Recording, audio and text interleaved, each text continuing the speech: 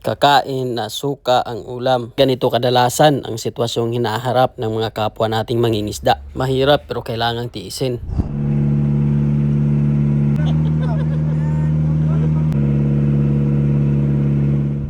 Pero hindi sa lahat ng panahon nagtitiis mga paps. Dahil kung sino ba yung matiisin at may tiyaga ay kusang lalapit sa iyo yung grasya. Kaya tara, samahan nyo kami sa aming huling area bago sumapit ang Pasko.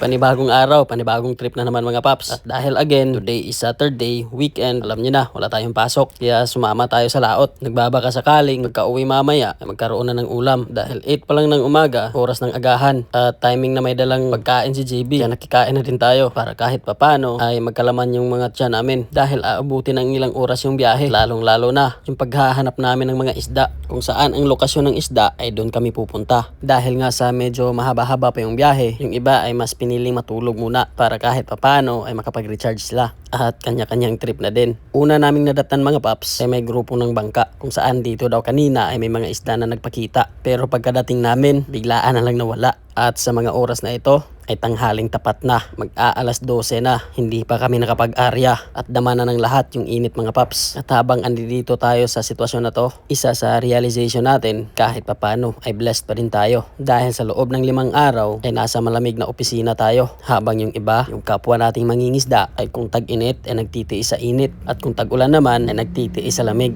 At ang masaklap pa doon ay kadalasan ay uuwi na walang dala. Pero sa araw na to mga paps ay nakikitaan natin ng determinasyon ng lahat. Hindi iniinda ang init at positibo lang, hanggang sa may nagsabi na sniper at tinuro kung saan banda yung isda. Kaya dali-dali naming tunungo yung lokasyon mga paps. At syempre gananahan ng lahat.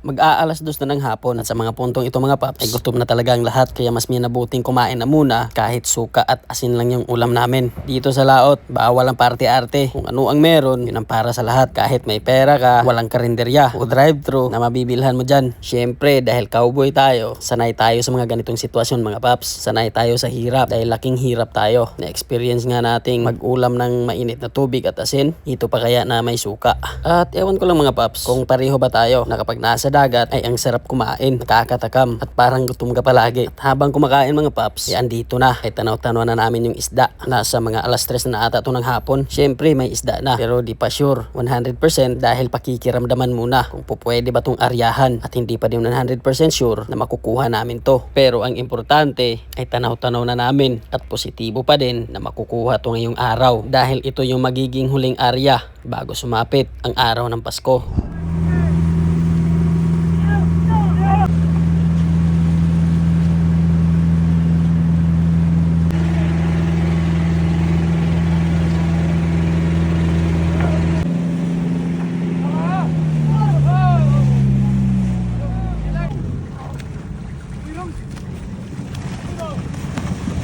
Hanggang sa heto na mga paps, nagbunga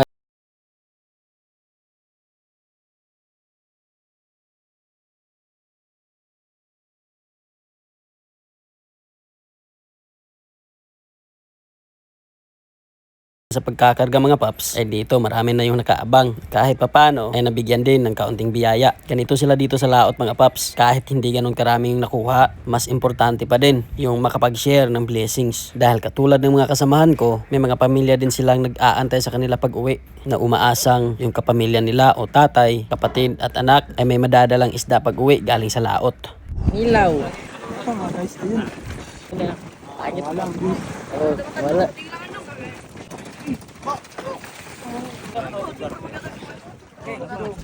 Ini lang nga. Aman kayo dyan.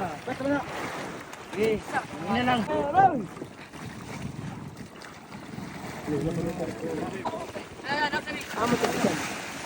Uy, lainit tos. Lainit.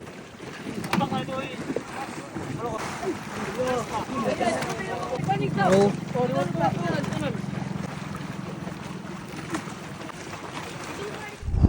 Pagkatapos ng lahat mga paps, ay eto na, inihanda na yung kikilawin. Isang buong isda. Kung kanina suka lang, ngayon matatakam na talaga ang lahat. Dahil nasa harapan na namin, piniprepare na yung resulta ng pagtitiis sa init ng araw at yung matyagang paghihintay ng bawat isa. Sa mga oras na ito, hindi mo makikitaan ng lungkot ng bawat isa. Kitang-kita sa ngiti nila dahil sa makakauwi ang lahat na may dala-dala. At sa puntong to, habang kami ay nagtatawanan, ay may isang pangyayari na hindi namin inaasahan.